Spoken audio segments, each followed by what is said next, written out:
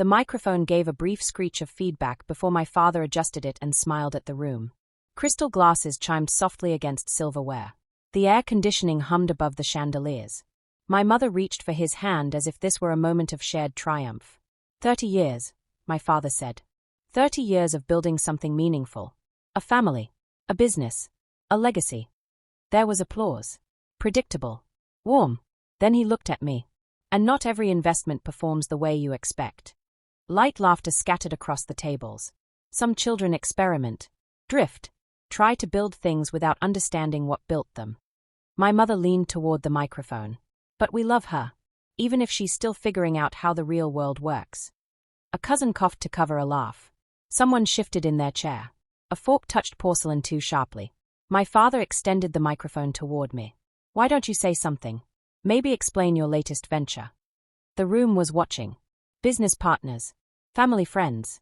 2 regional investors seated near the stage. People who mattered to them.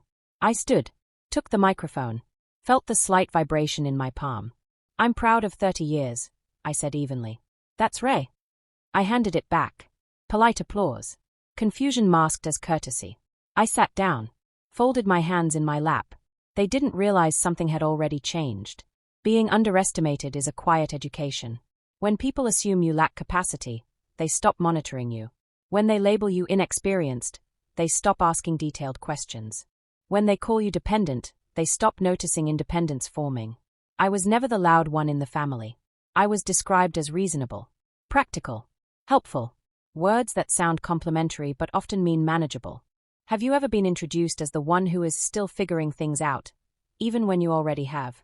The one tolerated instead of consulted? If you understand that kind of quiet resilience, you can subscribe. Not for drama, but for perspective. And if you've ever been underestimated in a room full of people who thought they defined you, you can leave a comment about it. I read them carefully. What my parents didn't know was that I had stopped correcting their narrative a long time ago. Today wasn't like the others. My father spoke first in every room. At holidays. At board dinners. At small gatherings that somehow turned into strategy sessions. He framed discussions as lessons. My mother reinforced them with warmth and selective memory.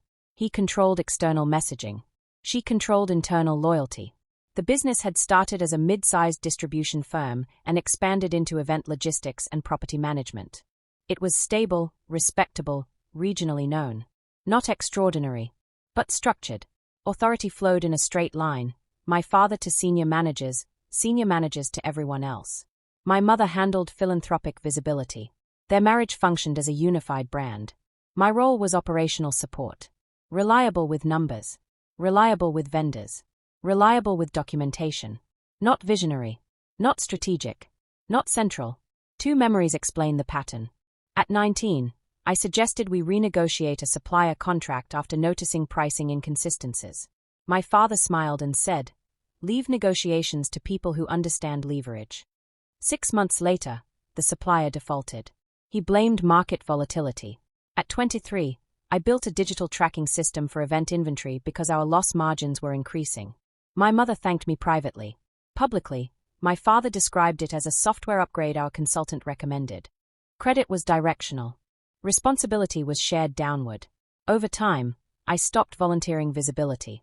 I took on paperwork, compliance, vendor onboarding, venue contracts, account authorizations, trust documentation for estate planning, tasks considered administrative, necessary but unimpressive.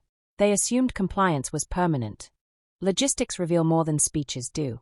When you coordinate venues, you see which accounts fund deposits. When you manage vendor contracts, you learn which entity legally signs. When you update compliance records, you see ownership percentages. Our family structure was layered. There was the operating company. There was a holding company. There was a family trust designed for estate efficiency. Publicly, my father owned everything. Legally, it was more distributed. Years earlier, during a routine tax restructuring, the attorney suggested diversifying signatory authority for risk mitigation. It was presented as a technical safeguard. My father disliked administrative details. He preferred strategic optics. So I attended meetings. I reviewed drafts. I signed where instructed. Gradually, my name appeared in places it had not before. Co-signatory on the primary investment account. Manager of the holding entity for operational continuity. Successor trustee, then acting trustee during a temporary restructuring tied to a property acquisition. None of it felt dramatic. It felt procedural. But procedure accumulates. The venue hosting their anniversary gala was booked through a separate LLC, one I had formed 2 years prior to manage independent contracts. For efficiency, we routed event payments through it. The trust funding their expansion projects required dual authorization above a certain threshold. Mine was one of them. Access teaches you what authority often ignores. 3 weeks before the anniversary, our primary investment account required reauthorization due to updated compliance regulations. It was routine. The bank requested confirmation of beneficial ownership percentages and active managerial control for the holding company. During review, I noticed something subtle. In a previous restructuring, my father had transferred a small but critical percentage of voting shares into the family trust for tax positioning. As acting trustee, I temporarily exercised those voting rights. Temporary roles often last longer than expected when no one files the paperwork to revert them. No one had. When the bank asked for updated control documentation, they required a current managerial resolution reflecting actual voting authority. I drafted it. I did not alter numbers. I did not manipulate percentages. I documented them accurately. The resolution reflected that the trust-held shares, combined with my existing minority stake, formed a controlling interest during the active trustee period. The attorney reviewed it, approved it, signed electronically. The bank countersigned. Control, on paper, aligned with reality.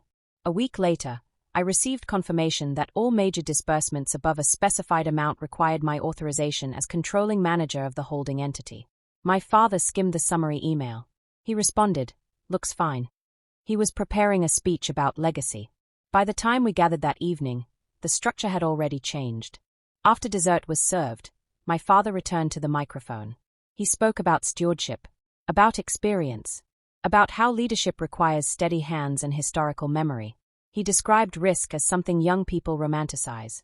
He described discipline as something earned over decades. Then he gestured lightly toward me. "Not everyone understands that responsibility," he said. "Some think forming an LLC means building an empire." Measured laughter. One investor glanced at me briefly, then back at him.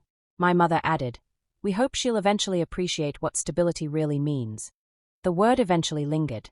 My father smiled. "But that's family. We support experimentation." He sipped his wine. "And if anyone wants to add something," he said, scanning the room, "now would be the time."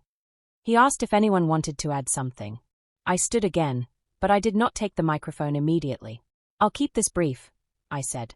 My father handed me the MIC with theatrical patience. "I appreciate the emphasis on stewardship," I began. "It's relevant tonight." A pause.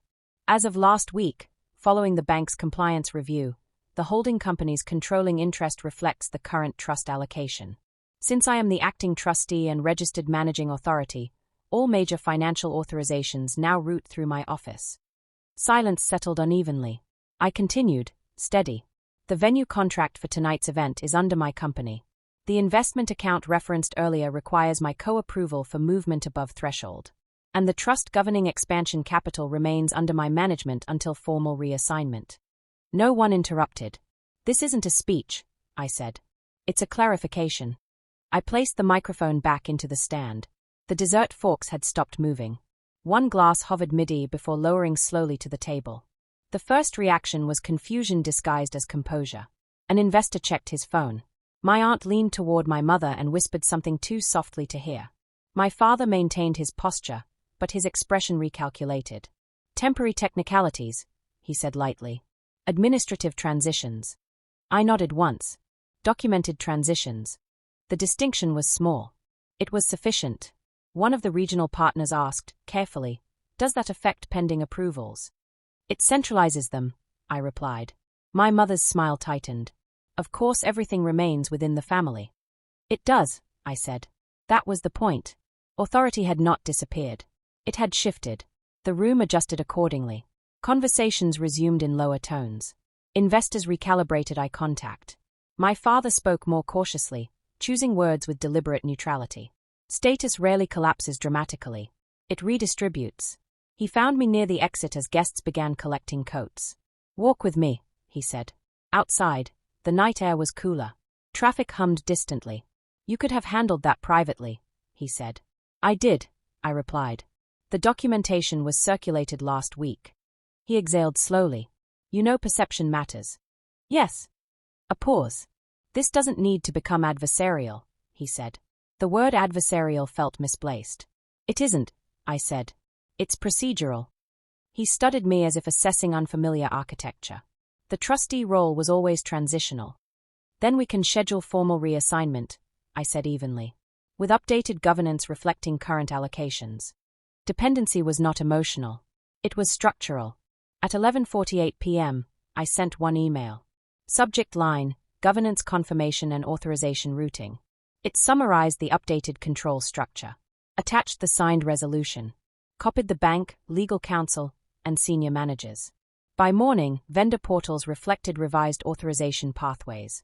Large disbursements required dual confirmation, one of which was mine. No accounts were frozen. No operations halted. They simply updated. Control, once formalized, tends to reinforce itself. I returned inside briefly to retrieve my coat. My mother was thanking guests near the door. My father stood beside an investor, speaking more softly than usual. I placed my napkin neatly beside my untouched coffee. No one stopped me. The doors closed without ceremony. I didn't need the microphone. Authority is often mistaken for volume. For years, my parents equated leadership with visibility, the ability to narrate events as they preferred them remembered. But governance does not depend on narration. It depends on signatures, percentages, clauses, timing. Underestimation is not always an obstacle. Sometimes it is insulation. When no one perceives you as central, you are free to learn the structure without interference. I do not resent them. Resentment implies surprise. They operated according to the hierarchy they understood. I operated according to the documents. Control does not need applause. It requires accuracy.